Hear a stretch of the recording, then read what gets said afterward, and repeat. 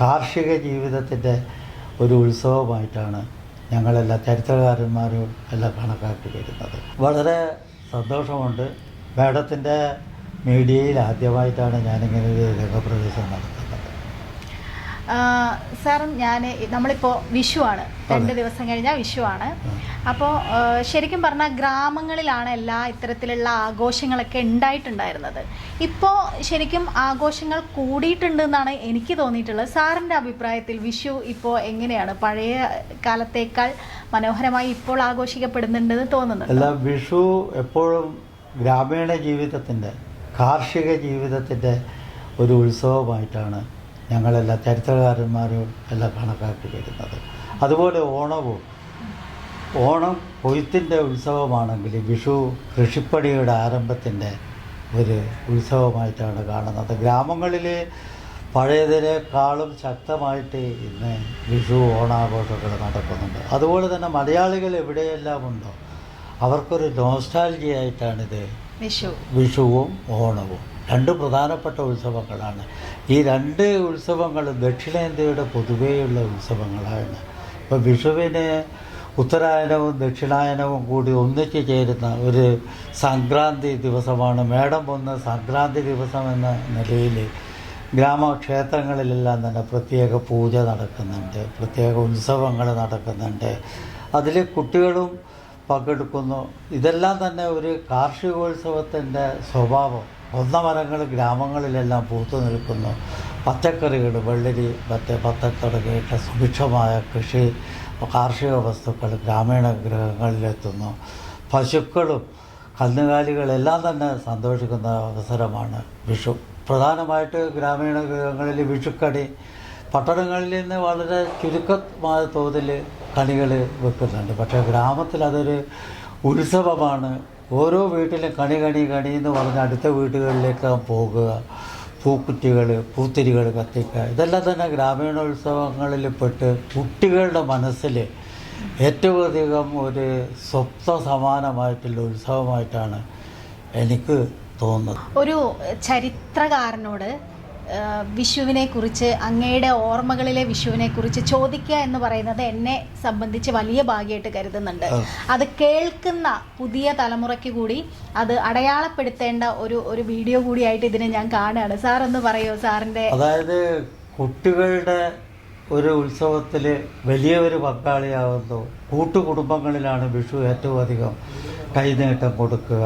കാരണം അവരെല്ലാവരെയും വിളിച്ചിട്ട് അംഗങ്ങൾക്കെല്ലാം ചെറിയൊരു കാണിക്ക പണം കൊടുക്കുക.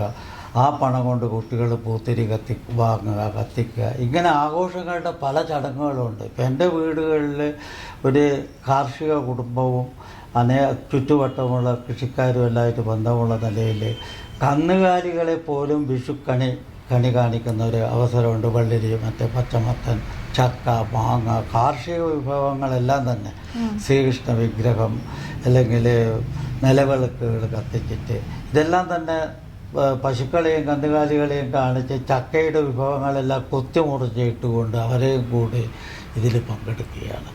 അപ്പോൾ ഒരു സർവ്വ ജീവജാലങ്ങൾ ഇതിൽ പങ്കെടുക്കുന്ന ഒരാഘോഷമാണ്. ഞാൻ മുമ്പ് സൂചിപ്പിച്ചതുപോലെ ദക്ഷിണായനവും ഉത്തരായനവും ഒരേ രേഖയിൽ മേട സംക്രാന്തി എന്ന് പറയുന്നതിൽ ഒത്തുചേരുന്ന ഒരു പ്ലാനറ്റിൻ്റെ യോഗവും കൂടി ഇതിൽ ഉണ്ട്. ഈ കാർഷിക അതിൻ്റെ തുടങ്ങുന്നതുകൊണ്ടാണ് മൺസൂൺ വരുന്നത് കേരളത്തിൽ. ഇപ്പോൾ മലയാളികൾ എവിടെയായാലും മൺസൂൺ എന്ന് പറഞ്ഞത് ഇടവപ്പാതി എന്ന് പറഞ്ഞാൽ അവനെ സംബന്ധിച്ചിട്ട് ഒരു വലിയ വികാരമാണ്. അപ്പം ഞാൻ തന്നെ ഒരു കവിത എഴുതിയിട്ടുണ്ട്, വർഷമേഘങ്ങൾ എന്ന് പറഞ്ഞിട്ട്. അപ്പോൾ എനിക്കത് എഴുതാനുള്ള പ്രചോദനം ഒരു പക്ഷേ വിഷുവും വർഷകാലവും എല്ലായിരിക്കണം. ഒരു അറബി നാട്ടിൽ ജീവിക്കുന്ന ഒരാൾക്ക് ഈ ഒരു ഗൃഹാതുരത്വമല്ലാതെ ഇതിനെപ്പറ്റി ഓർമ്മ പങ്കിടാൻ കഴിയുകയില്ല. പുതിയ തലമുറയിലെ നമ്മുടെ ആളുകളോടൊക്കെ ഈ വിഷുവിനെ കുറിച്ച് അല്ലെങ്കിൽ ഈ വിഷു ദിനത്തിൽ എന്താണ് സാറിന് കൊടുക്കാനുള്ള ഒരു സന്ദേശം? വിഷു ദിനത്തിൽ ഒരു സന്ദേശം എന്ന് പറഞ്ഞാൽ കേരളത്തെ സംബന്ധിച്ച് വിഷു ഉത്സവം കാർഷിക ജീവിതത്തിൻ്റെ ഉദ്ഘാടനം കൂടിയായിരുന്നു. ഇന്ന് നമ്മൾ അറിയാം, കൃഷിഭൂമികൾ മുഴുവൻ നഷ്ടപ്പെട്ടുകൊണ്ടിരിക്കുമ്പോൾ, കൃഷി ഇല്ലാതാകുമ്പോൾ, ആന്ധ്രയിൽ നിന്നും തഞ്ചാവൂരിൽ നിന്നും അരി വരുന്നത് കാത്തിരിക്കുന്ന മലയാളികളെ സംബന്ധിച്ച് പാഡി കൾട്ടിവേഷനായിട്ട് നെൽകൃഷിയുമായിട്ട് കാർഷിക വിളവുകളുമായിട്ട് നേന്ത്രവാഴ തുടങ്ങിയിട്ടുള്ള ചക്ക മാങ്ങ തുടങ്ങിയിട്ടുള്ള അനേകം കാർഷിക വിഭവങ്ങളുടെ ഒരു ഉത്സവം കൂടിയായിരുന്നു വിഷു. ഓണവും അതുപോലെ തന്നെയാണ്. അപ്പോൾ ഈ ജീവിതത്തിൽ നിന്ന് അകന്ന് നമ്മളൊരു കൃത്രിമ ജീവിതത്തിലേക്ക് പോയിക്കൊണ്ടിരിക്കുമ്പോൾ ചരിത്രത്തിൻ്റെ ഗതി മാറിയിരിക്കുകയാണ്. ഒരുപക്ഷെ ഈ ഉത്സവങ്ങളെല്ലാം ഫ്യൂഡൽ ബന്ധങ്ങളുമായിട്ട് ബന്ധപ്പെട്ടിരിക്കുകയാണ്. എനിക്കറിയാം, എൻ്റെ കുടുംബത്തിൻ്റെ കുടിയാന്മാരന്ന് വരികയും വീട്ടിൽ നിന്ന് സദ്യ കഴിക്കുകയും അതുപോലെ തന്നെ അവർ കാഴ്ചക്കൊലകൾ വെക്കുകയും ഇതെല്ലാം ചെയ്യുന്ന ഒരു പതിവ് ഉണ്ട്. ആ ഭൂപരിഷ്കരണത്തോടു കൂടി ഫ്യൂഡലിസം തന്നെ താഴ്ന്നുകൊണ്ടിരിക്കുമ്പോൾ ആ ഉത്സവത്തിൻ്റെ ഛായയും താഴ്ന്നിട്ടുണ്ട്. പക്ഷേ പുതിയ രൂപങ്ങൾ വരികയാണ്. ഇപ്പോൾ ഓണവും വിഷുവിനും കൈത്തറി റിബേറ്റുകൾ എന്ന് പറഞ്ഞാൽ 20% റിബേറ്റ് തൊഴിലാളികളെ സംബന്ധിച്ചിട്ടുള്ള വലിയൊരു ആശ്വാസകരമാണ്. അത് ഗവൺമെൻറ്റാണ് ആ പണം കൊടുക്കുന്നത്. അപ്പോൾ ഇതിൻ്റെ കൂടെ ഇന്നൊരു വാണിജ്യ ഉത്സവം കൂടി വരികയാണ്. ഓണക്കാലത്താണെങ്കിൽ ഗവൺമെൻറ് തന്നെ ധാരാളം കടവും അഡ്വാൻസും കൊടുക്കുന്നത് കൊണ്ട് ഓണത്തിൻ്റെ പുതിയ വസ്ത്രങ്ങൾ ഇതെല്ലാമായിട്ട് തന്നെ ഒരു വ്യാപാര ഉത്സവവും കൂടി ഓണത്തിന് നടക്കുന്നു. പക്ഷേ വിഷുവിന് അത്ര നടക്കുന്നില്ല. കാരണം ഓണം കൊയ്ത്തുത്സവമാണെങ്കിൽ ഇത് വിത്തിൻ്റെ ഉത്സവമാണ്. പാടത്ത് പോവുക, നിങ്ങൾ ആണും പെണ്ണുങ്ങളും പണിയെടുക്കുക, കന്ന് പൂട്ടുക, ഇതിൻ്റെ ഒരു ഉത്സവമായിട്ടാണ് വരുന്നത്. അതേസമയത്ത് വിഷുവോട് കൂടിയിട്ട് ഉത്തര കേരളത്തിൽ നമുക്കറിയാം തെയ്യം തുടങ്ങിയിട്ടുള്ള കലകളുടെ എല്ലാം അവസാനമാണ് വിഷുവിന് ശേഷം പിന്നെ തെയ്യങ്ങളൊന്നും ഉണ്ടാവില്ല. അപ്പോൾ ആ ഒരു കാലഘട്ടം എന്ന് പറഞ്ഞാൽ ഉത്സവങ്ങളുടെ അവസാനമായിട്ട് കാർഷിക ജീവിതത്തിലേക്ക് കൊണ്ടുവരുവാനുള്ള ഒരു അനുഷ്ഠാന ദിനമാണ്. ഇന്ന് കാർഷിക ജീവിതം മാറിയിരിക്കുമ്പോൾ വിഷുവിനും മാറ്റം വന്നുകൊണ്ടിരിക്കുകയാണ്. ഇപ്പം വിഷുവിനും ഓണത്തിനും വീട്ടിലെത്തുക എന്ന് പറഞ്ഞത് മലയാളിയെ സംബന്ധിച്ച് ഏതുപോലെ എന്ന് പറഞ്ഞാൽ ഈ മറ്റേ റംസാൻ ദിനത്തിലെല്ലാം മുസ്ലിമുകൾ ഗൾഫ് നാടുകളിൽ നിന്ന് വരുന്നത് പോലെ വീട്ടിലെത്തുക.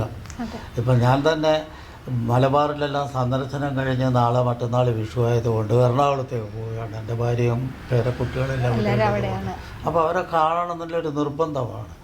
അപ്പോൾ ആ നിലയിൽ വിഷുവിൻ്റെ വേറൊരു വേറൊരു പരിപ്രേക്ഷ്യമാണ് ഓണത്തിനും വിഷുവിനും വന്നിട്ടുള്ളത്. അപ്പോൾ ഓണം ഒരു മലയാളികൾ എവിടെയെല്ലാം ഉണ്ടോ ഒരു ഇൻ്റർനാഷണൽ ഫെസ്റ്റിവലാണ് ഓണം സുഹൃത്തുക്കൾ. പക്ഷേ വിഷു അതായിട്ടില്ല. ആ വ്യത്യാസം ഒന്ന് കാർഷിക ജീവിതത്തിൻ്റെ ആരംഭവും ഒന്ന് അവസാനവുമാണ്. അപ്പോൾ സന്ദേശം എന്ന് പറഞ്ഞാൽ കാർഷിക ജീവിതത്തിലേക്ക് ഇനി മടങ്ങുക വളരെ വിഷമാണ്. ലോകത്തിലെ പ്ലാനിങ്ങിൻ്റെ ലക്ഷ്യം തന്നെ കാർഷിക ജീവിതത്തിലെ ആളുകളുടെ ശതമാനം കുറച്ച് കൊണ്ടുവന്ന് അവരെ ഇൻഡസ്ട്രിയൽ വ്യാവസായിക തൊഴിലാളികളാക്കുക എന്നുള്ളതാണ്. പക്ഷേ ഉത്സവങ്ങളില്ലാതെ നമുക്ക് ജീവിക്കുവാൻ കഴിയില്ല. അവരെ കുട്ടിക്കാലം അവർക്ക് എപ്പോഴും ഓർമ്മിക്കാൻ വേണം. അതിന് വിഷു ഒരു ചടങ്ങായിട്ട് മാറ്റാതെ ഒരു ആഘോഷമായിട്ട് എല്ലാവരും മാറ്റട്ടെ എന്ന് ഞാനും ആശംസിക്കുകയാണ്.